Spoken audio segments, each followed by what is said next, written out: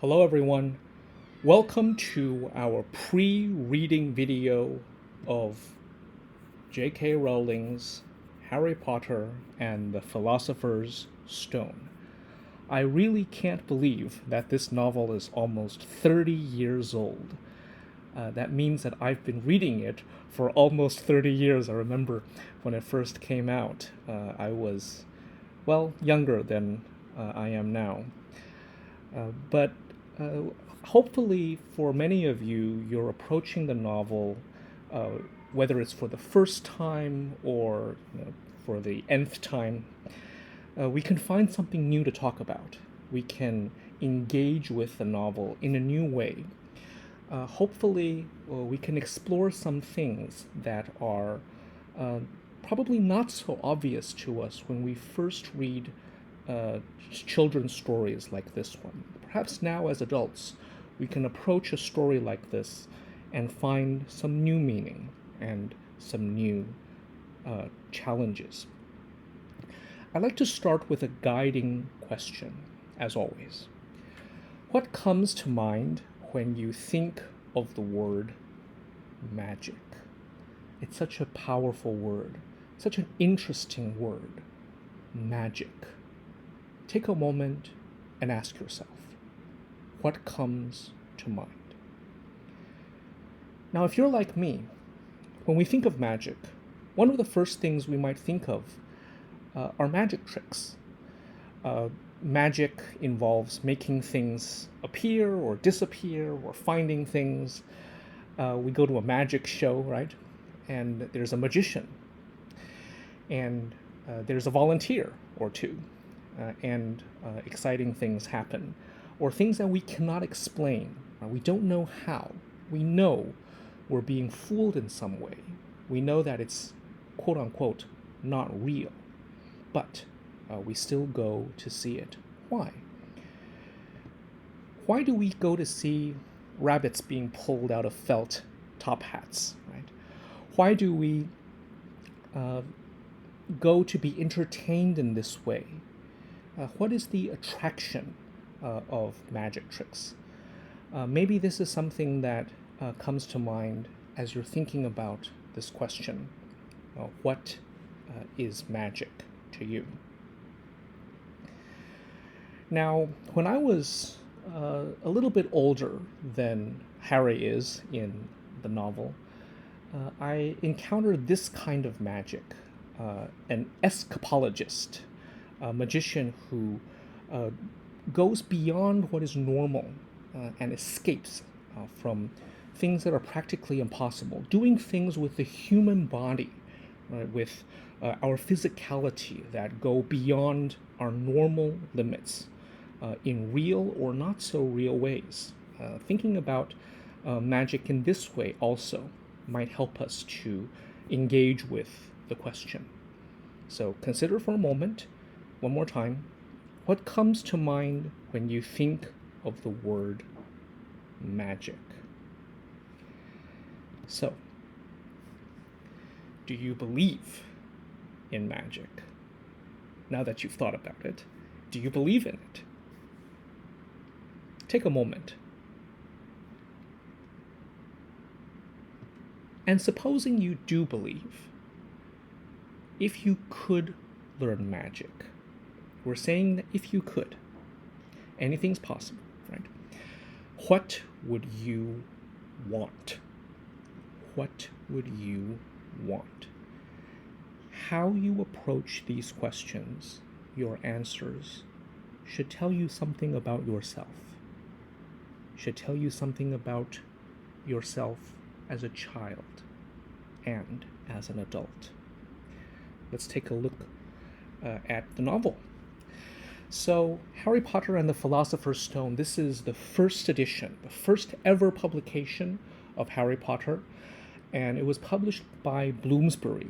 As I'm sure many of you know, the stuff of legend, actually. J.K. Rowling at the time was a single mother, and she wrote this novel, got rejected by numerous publishers, and finally Bloomsbury agreed to publish it, and it became such a wild success that it's expanded into really a universe of wizarding things. Yeah, just to compare it to this first novel is really mesmerizing. That's some kind of magic, I would say. But this is the original cover from Bloomsbury. This is actually the version that I first owned when it first came out when I was younger.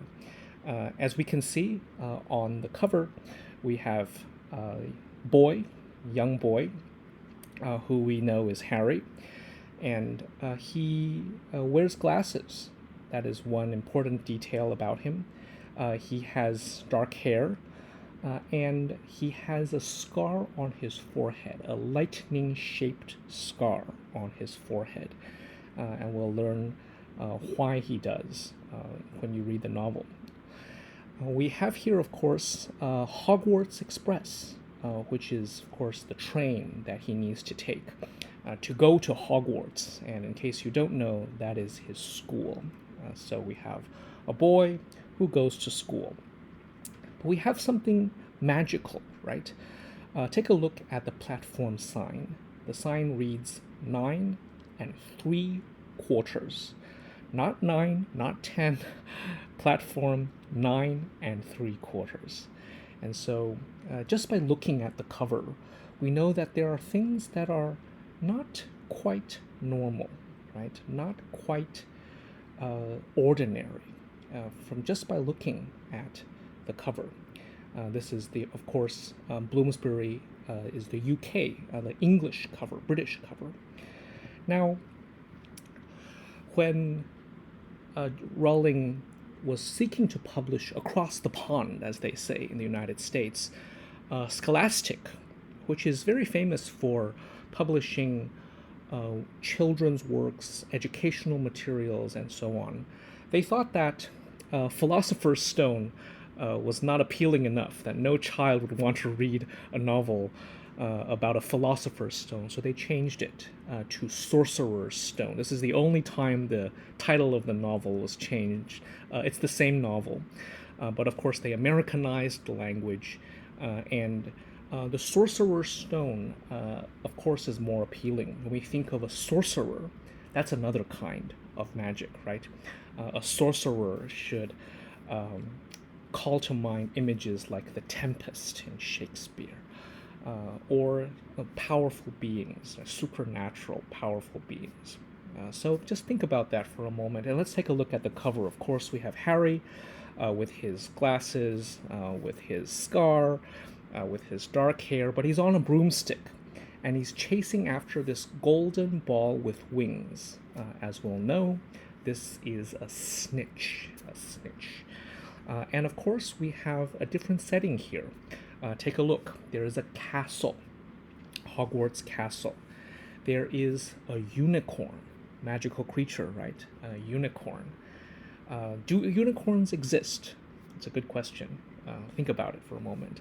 And of course, we have a dog with 3 heads, right? Only 1 pair of paws, right? 1 tail, but 3 heads. A 3-headed dog. And if you are familiar with mythology, especially ancient Greek mythology, then a 3-headed dog should mean something to you. We'll talk about that in times to come. Of course, I also want to mention that the novel has been published worldwide, and this is the Chinese cover that I grew up reading. As you can see, it's a mirror image, and there are so many interesting issues when it comes to translation, but let's just take a look at the title. The title, of course, is The Mysterious Magical Stone, right? The Mysterious Magical Stone, or Magic Stone. And how does that change our feeling of what the novel might contain? Well, that's a question to think about. What is mysterious? And what does it have to do with magic? And what makes a stone magical, or a magic stone? What does that mean, right? Just think about that for a second here.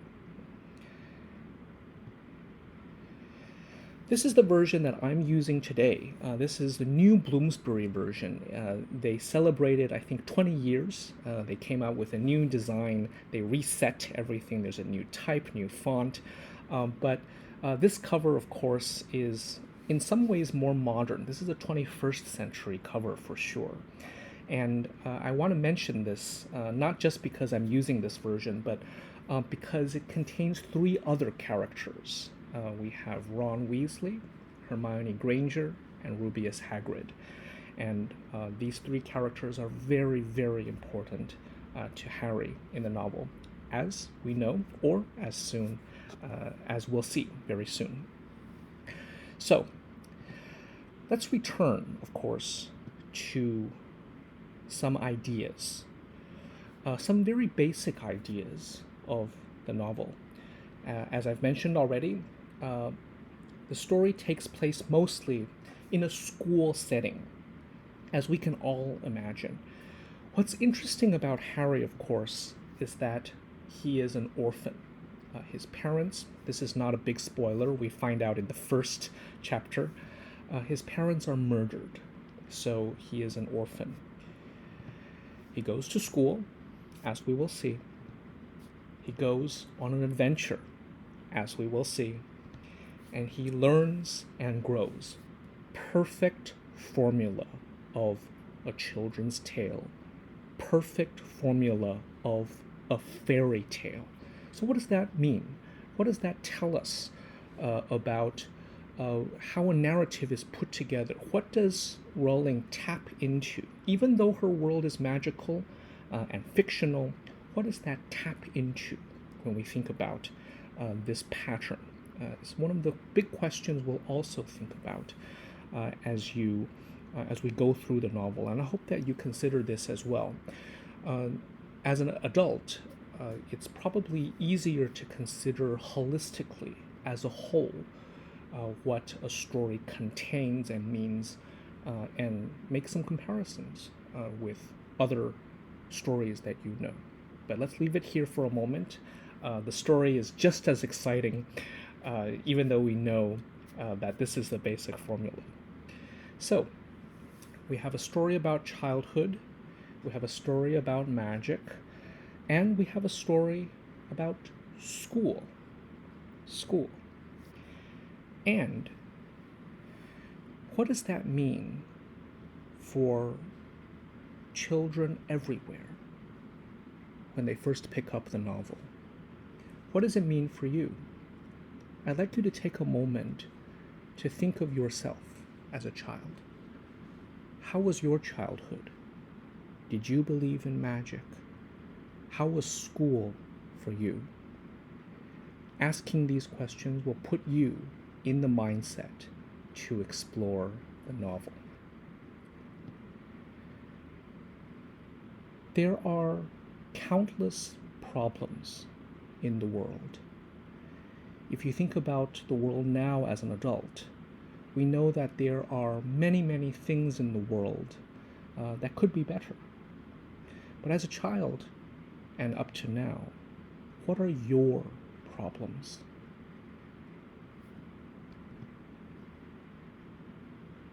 What are you not satisfied with in your world? And what would you change?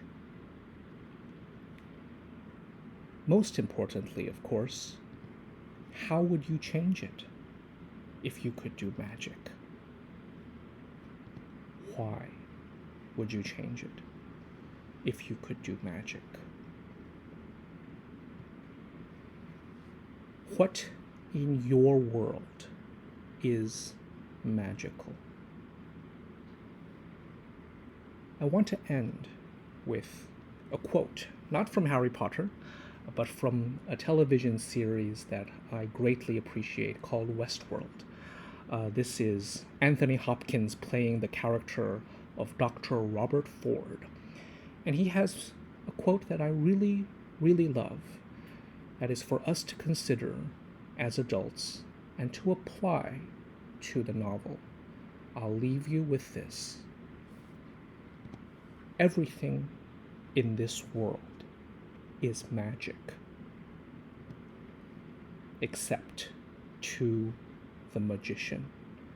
And with that, I wish you all happy reading. I'll see you all in the discussion. Thank you very much.